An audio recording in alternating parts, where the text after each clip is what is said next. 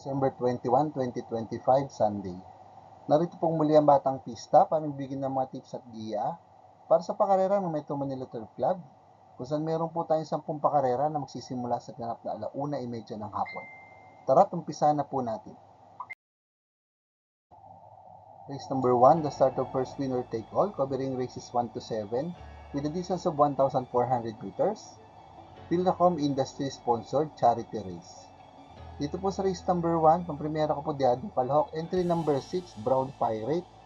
Si Brown Pirate po yung lumaban last December 7. Sa distansya 1,400 meters, ito rin po sa karera ng Metro Turf, at siya po ay nagpreba ng 1:28, sarado. Nang siya ay pumanglabing dalawa lamang, sumakabayan sila High Intensity, Catania at Runway 10. Pero bago po yun, last November 23, dito na rin po sa karera ng Metro Turf, sa distansya 1,400 meters din po, siya po yung tala na mas magandang preba, 1:26, sarado. Nang tinalo niya ng malayo, ang mga kabayan sila Right or Wrong at Elegant Lady. At bago pa rin po yun, last November 9, sa distansyang 1,400 meters din po, dito po sa karera ng Metro Turf, siya po ay nagpreba na mas magandang tiyempo, 1:25.8. Nang tinalo niya ng malayo, ang mga kabayan sila Sir William at Out of Reach. Panigundo ko na rin po, entry number 12, Batang Kangkalu, na uling lumaban po last December 7. Dito na rin po sa karera ng Metro Turf, sa distansyang 1,400 meters, siya po ay nagpreba ng 1:27.4. Nang siya ay pumanglima, sa mga kabayan sila High Intensity, Catania at Runway 10, na pinaglabanan din po ni entry number 6 na si Brown Pirate. Pero bago po yun, last November 9, sa distansyang 1,400 meters din po, dito po sa karera ng Metro Turf, siya po yung tala na mas magandang preba, 1:25.6. Nang tinalo niya, ang mga kabayan sila Light Bearer at High Intensity.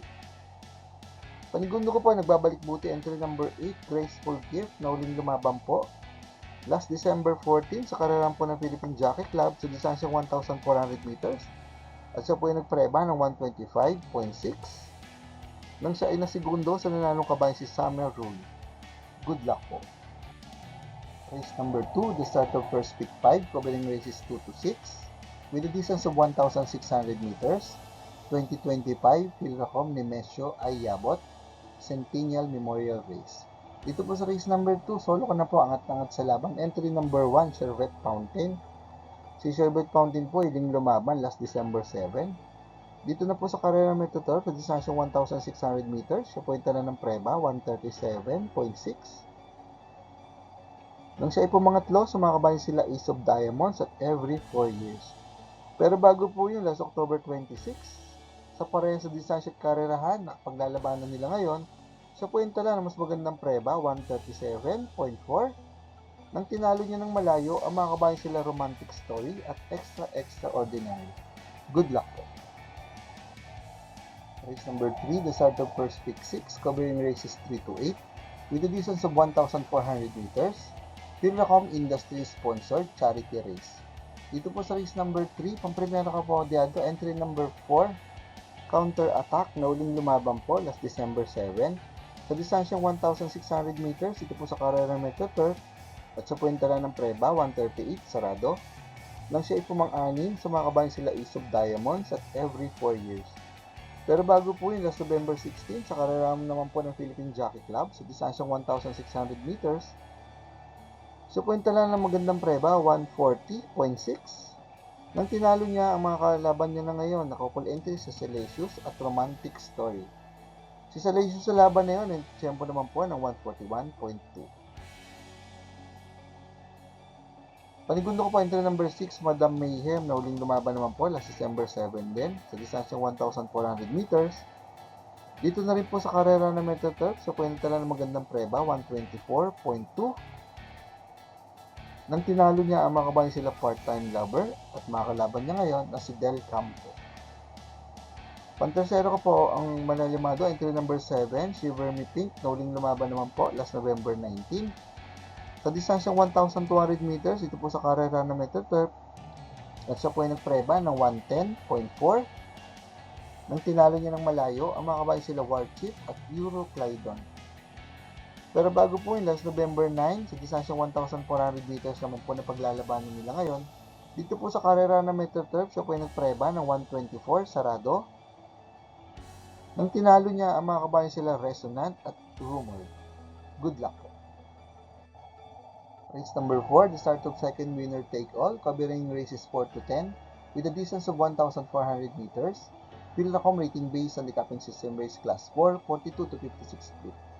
Dito po sa race number 4, may premiera ko po Diandong Kalahok, entry number 6, Dreams of the World. Nauling lumaban po last December 6 sa distansyang 1,400 meters dito po sa karera ng Metro Turf. At siya po ay nagpreba ng 128 sarado nang siya ay pumangatlo. Nadikit lang sa mga kabayan sila Magnolia Ariana at Artseb. Si Artseb sa laban na yon ay tempo rin po ng parehas na tempo 128 sarado. Pero bago po yun, last November 15 sa karera naman po ng Philippine Jockey Club, sa distansyang 1,400 meters siya po yung tala ng preba 127 sarado nang siya ay ng segundong dikit sa nanalong kabayan si Top of the Line. Pero ang huling panalo pong naitala ni Dreams of the World sa distansyang 1,400 meters sa paglalabanan nila ngayon ay nagawa niya last June 15 kung saan siya po ay nagpreba ng 126.6 nang tinalo niya ang mga kabayan sila Mabuhay at Crown Prince. Panigundo ko po galing sa magandang panalo, entry number 12 Hot Legs na huling lumaban naman po. Last December 7 sa distansyang 1,400 meters, siya po yung tala ng preba 128 sarado. Nang tinalo niya ang mga kabayan sila Electrify at Achi Holy. Pero bago po yun, last November 29 sa distansyang 1,400 meters din po, dito po sa karera ng Metro Turf, siya po yung tala mas magandang preba 127.2. Nang tinalo niya ang mga kabayan sila Access Deviation at Blame the Ghost. Pang-tercero ko na rin po, entry number 10 Artseb, na huling panalo po na itala sa distansyang 1,400 meters sa paglalabanan nila ngayon ay nagawa niya last September 17. Siya po yung tala ng magandang preba 126.8 nang tinalo niya ng malayo ang mga kabayan sila Grand Monarchs at Snow White. Good luck po. Paalaala mga katropang karerista, please click like, subscribe, and hit the notification button para makatanggap ng mga updated videos and race results. Race number 5, the start of second pick 6, covering races 5 to 10, with a distance of 1,400 meters. Pilnacom rating based on the capping system race class 4, 42 to 56 feet. Dito po sa race number 5, ang primera ko po Diandong Kalahok, entry number 4, Isabel. Si Isabel po ay huling lumaban last November 16 sa karera ng Philippine Jockey Club sa distansyang 1,650 meters.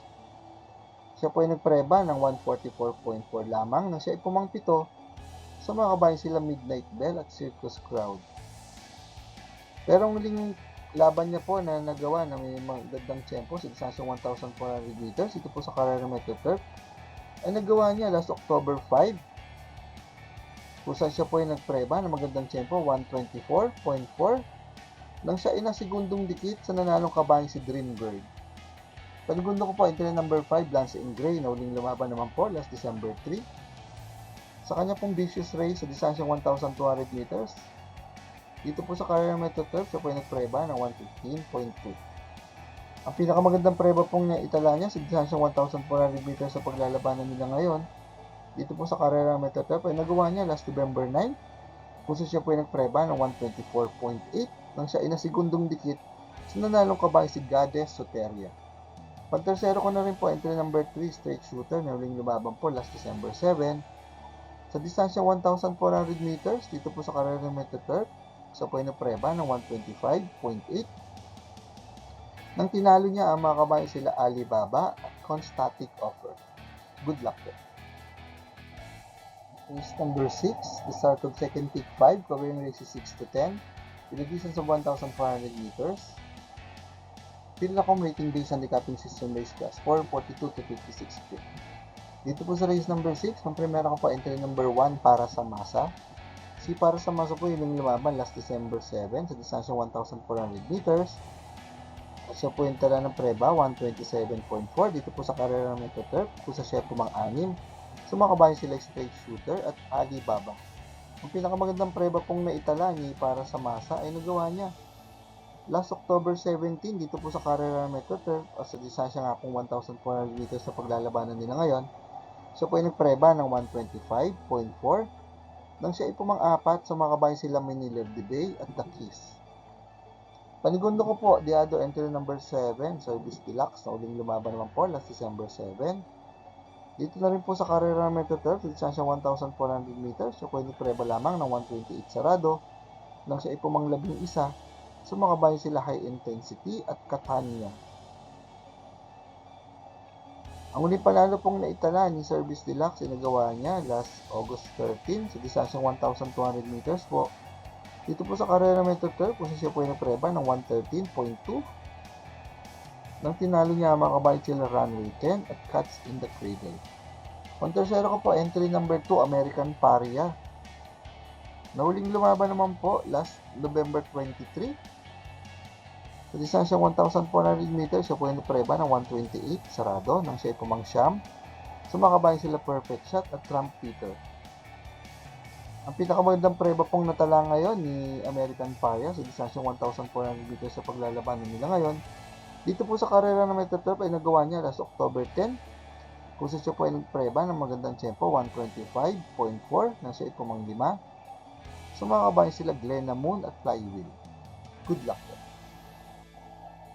Race number 7, Desire to Pick 4, covering races 7 to 10 with a distance of 1,400 meters. Pilocom rating based on the capping system race class 4, 42 to 56 feet. Dito po sa race number 7, pampremera ko po entry number 1, High Maintenance, na uling lumaban po last December 12. Sa distansyang 1,300 meters, dito po sa karera ng Philippine Jockey Club, kung siya po yung tiyempo ng 118.4 nang siya ipamangatlo, sumakabayan sila Lilibel at Cluster. Ang muling laban niya po naitala sa distansyang 1,400 meters na paglalabanan nila ngayon. Dito po sa Carrera Metro Turf ay nagawa niya last July 2 kung siya po ay nagpreba ng 125.8. Nang tinalo niya, ang mga kabayan sila Tasha at King Alexander. Kunin mong panigundo, Makapong Yamado, entry number 6, Great Barrier Reef, na uling lumaban po sa kanya pong barrier last December 10 sa karera po ng Philippine Jockey Club. Siya po ay nagpreba ng 112 sarado sa distansyang 1,200 meters. Ang last official run niya po ay nagawa niya last August 3. Dito po sa Carrera Metro Turf sa distansyang 1,600 meters, siya po ay nagpreba ng 141.8. Nang siya ay pumangwalo, sumakabayan sila Longevity, Gain at Legitify. Good luck po. Race number 8, the last DT plus 1 event, covering races 8 to 10 with a distance of 1,400 meters.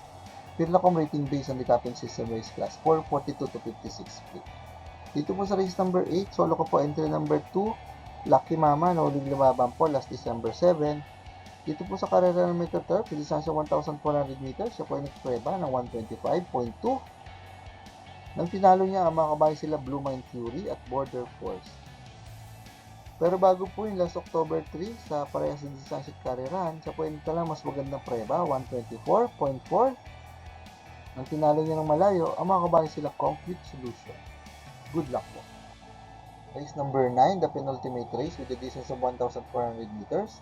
Pilocom rating based on the capping system race class 3, 57 to 70 speed. Dito po sa race number 9, pampremera ko po entry number 8, lamang sa tiyempo, Charge the Castle. Nauling lumaban po last November 23. Dito po sa Carrera ng Metro Turf, sa 1,400 meters na po. Siya po ay nagpreba ng 124 sarado nang tinalo niya mga kabayo, sila River Rose at Storm Landing.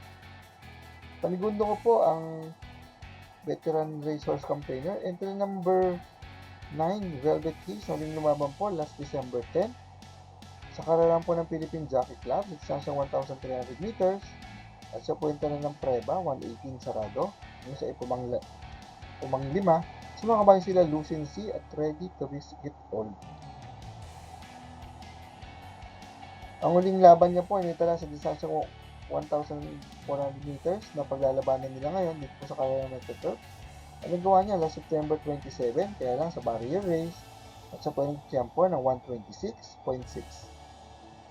Kunin ko pang tersero, Diadong Calooc, entry number 2, Europe Clyde, na huling lumaban naman po last December 3.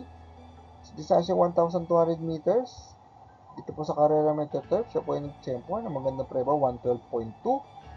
Nang siya ay pumangatlo, sumakabayan sila Manila Bay at Dream Girl.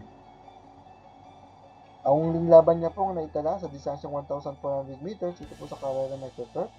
Ang nagawa niya last November 5 kung saan siya po ay nagpreba ng 126.6.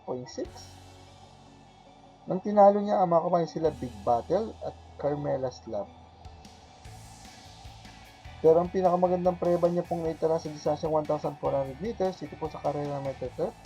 Ang nagawa niya last August 31 kung saan siya po ay nagpreba ng 124.6. Nang siya ay pumang-apat, sumakabayan sila Romantic Story at Del Campo. Good luck po. Race number 10, the last race of the day with a distance of 1,400 meters. Pinakam rating based on the capping system race class 5, 17 to 41 split. Dito po sa race number 10, papremera ko po at sa laban entry number 8, High Octane. Nahuling lumaban po last December 7 sa distansyang 1,600 meters. Ito po sa Carrera Metro Turf. Siya po ay nagpreba ng 141.6 nang siya ay nasigundo sa nanalong kabayan si Blackjack. Tinalo niya po dun sa datingan ang pumangatlo na si Houdini. Kunin mo panigundo na rin entry number 6 na napupunto. Nahuling lumaban po last December 6 sa distansyang 1,400 meters at siya po ay nagpreba ng 128.2. Ang tinalo niya ang mga kabayan sila Spaghetti Pababa at Blame the Ghost. Pero bago po yung last November 8 sa distansyang 1,400 meters din po sa Carrera Metro Turf, so po yung talan mas magandang preba 127.8. Nang tinalo niya ang mga kabayan sila Elegant Lady at Blame the Ghost. Good luck po. For the complete results of these previous races, you may watch the Batang Pista Rewind, results and dividend. Next racing day schedule will be on December 24, 2025, Wednesday.